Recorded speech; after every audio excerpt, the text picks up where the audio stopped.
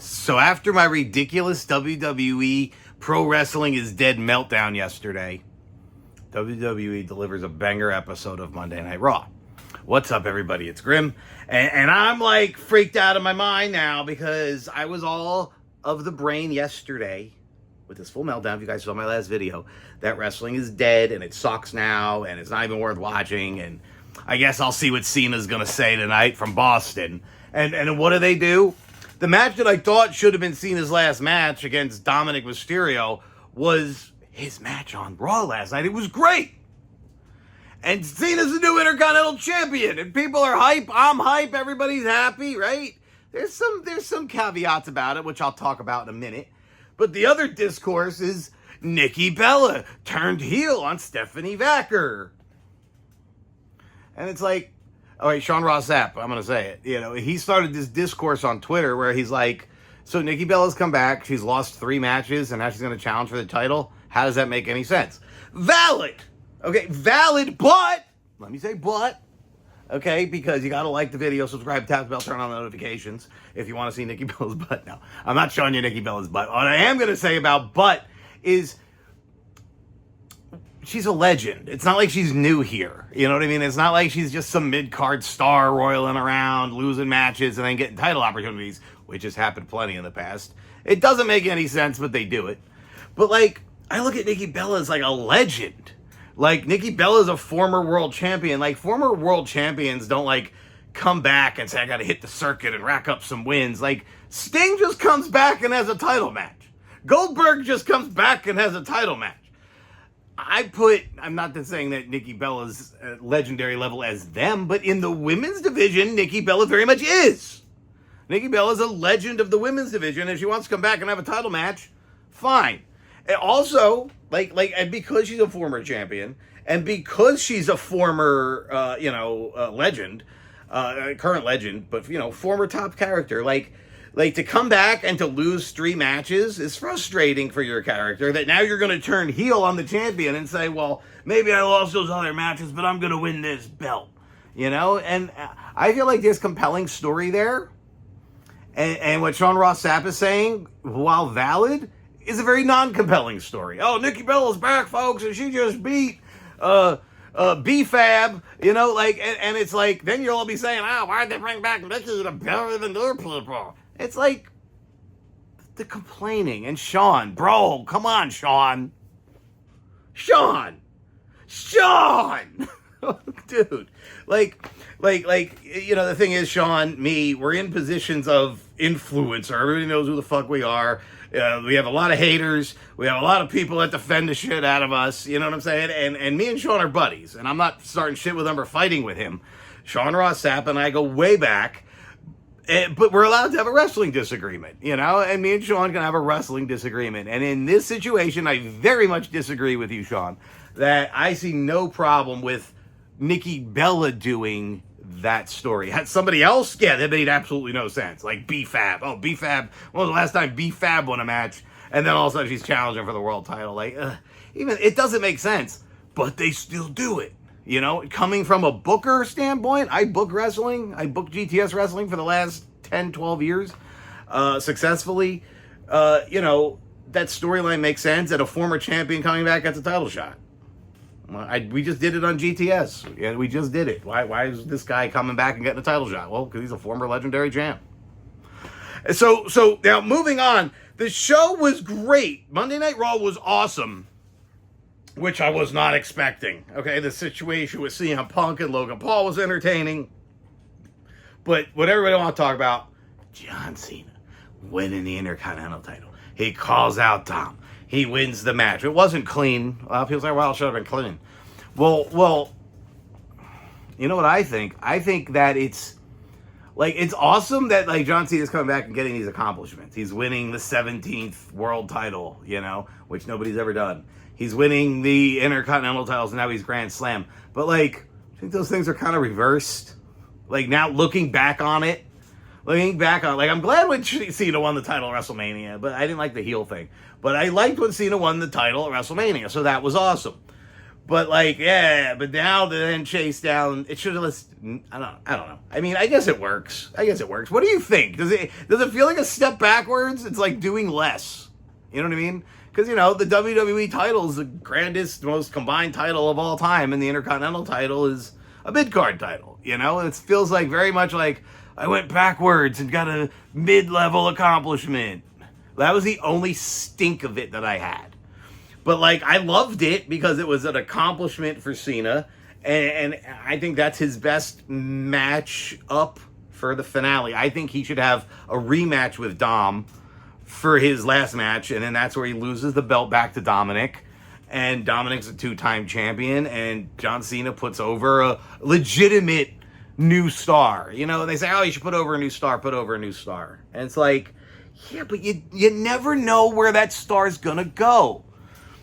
Like Austin Theory, okay? John Cena puts over Austin Theory at WrestleMania. John Cena's like, oh, I'm going to put over a new star. We believe in this guy. He's going to be one of the top guys here on WWE. Beats John Cena and then flops. And Austin Theory just hasn't connected and hasn't become much of anything. Star power-wise, he's great, but he just doesn't connect. And looking at it now, it's like, I can't believe John Cena put that guy over. And I don't want John Cena's last match to be that. A lot of people are like, oh, Carmelo Hayes. Like, Carmelo Hayes is awesome, but we don't know where he's going, bro. He almost walked out of the company a few weeks ago. You think gonna give him a win over John Cena? Sheamus is a cool choice because, they have a history. They have a long history, a rivaled history. Sheamus won his first WWE title by throwing Cena through a table. He didn't beat him. He didn't pin him. That's a cool story, and it goes way back. I think Dom is the best choice. I don't want to see Gunther. Who do you guys want to see John Cena face in his last match? Put it down in the comments below. We all know it's not going to be Damian Yeast. Damian Priest got his ass eliminated. And I'm glad he's gone. No shade against Damian. He's good, but he's very mid-level. You know what I'm saying? Like, he's like U.S. title, Intercontinental title guy. Like, that's where he should be. And his world title run was, I wish they just let Drew McIntyre have a run with it instead. I very much think that Drew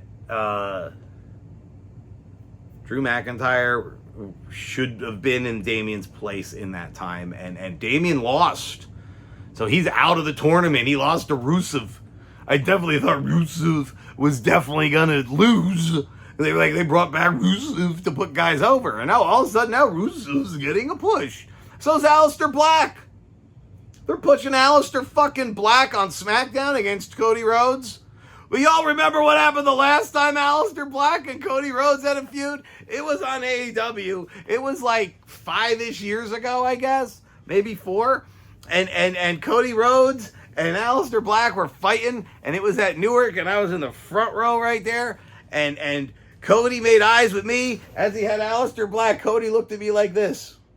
And I looked at him and went like this. And he came with Aleister and he threw him. And he tried to throw him on top of me. But Aleister didn't go on top of me. Instead, he went on top of Tina and another fan over there. So, I don't know. Cody made eyes at me. I shook my head yes, and Cody threw him at me. So, I thought now I'm in the match. So, I started hammering away on Aleister Black, which you can't see on the TV, but the camera was right there. And then it cuts to Cody, like, pulling him away. And you see me throwing one final shot, but missing. I was all over the media that night, Ringside News and Sean Ross Sapp, and they're like, yo, is Grim out there throwing hands? What the fuck just happened? Have you ever seen a wrestler get thrown into the audience since? No. They get flipped over the barrier where there's no people. I've seen that. But you don't throw a guy over a barricade on top of fans. Cody, Aleister, the fuck are you guys thinking? And you should have hit me. I'm the worker. I would have taken it. I would have sold. I would have made it look awesome. But you fucking missed. And you threw it on my wife at the time, you fuckers. I should have been throwing real hands, you know? So Captain Sean Dean comes over after. And I recorded this part. It's in that video. I had to repost it on my other Beneather channel because AEW kept striking it down. They didn't want it on my experience, but it's out there still.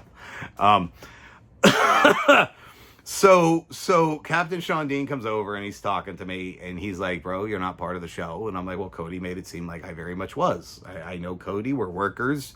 He gave me the worker eyes. I very much thought I was being included as a shoot, as a work shoot, which we've done before, And apparently that was not the case. I was told, no, that is not the case. And I said, well, please throw a wrestler on top of me and my wife, bro. Like, that ain't cool. And they're like, well, yeah, that's why we're not throwing you out. I was like, oh, okay. He's like, any other time you put hands on a wrestler, you'd be thrown out. There's some people back there who want you thrown out. And I'm like, valid, and he's like, but no, the Cody and Alistair should not have done that. And thank you for you guys that you're not hurt. We thank you that you're not going to sue us or anything. I said, no, we're having fun. It was fine. Like everybody's cool. And we just, don't throw me out. I thought I was part of the show. You included me. You included me, So then the next week we had Icons of Wrestling convention. And I had a table with James Ellsworth where we were going to be selling pictures, autographs and stuff. And right at the table next to us was Aubrey Edwards, the AEW referee. And she's like, oh, you're the guy who thinks it's funny to put his hands on our wrestlers. And I go, well, your wrestlers think it's funny to throw themselves on top of my wife. They're lucky I didn't sue you. Like, why? She gave me an attitude, bro. That's the day I lost. I thought Aubrey Edwards was cool. Not after that. Absolutely not. Like, you're going to give me crap when a wrestler got thrown on top of my wife, bro? I don't know. I'm not cool with Aubrey after that. But but I thought Raw was great. I'm sure I'm glazing over other things that happened that were probably big that I probably should talk about. But I'm not doing like a full-on review of Raw. I don't want to do that. I want to just rant about what's happening in the discourse. You know what I mean? And I'm going to try to do these as much as possible. I can't promise every day. But when Katie's here, she'll do them with me. And we're having fun. And I'm setting up my Transformer room tonight. Last one was down in the... it's really looking cool in here, you guys. The last one was down in the other wrestling room. But this is going to be the Transformer room. So I'm going to go work on this some more. Thank you guys for watching. Please like, comment, subscribe, tap the bell, turn on the notifications, and look at the top of my head. And if you're not down with that, I got 3 words for you. Eat it, yeah.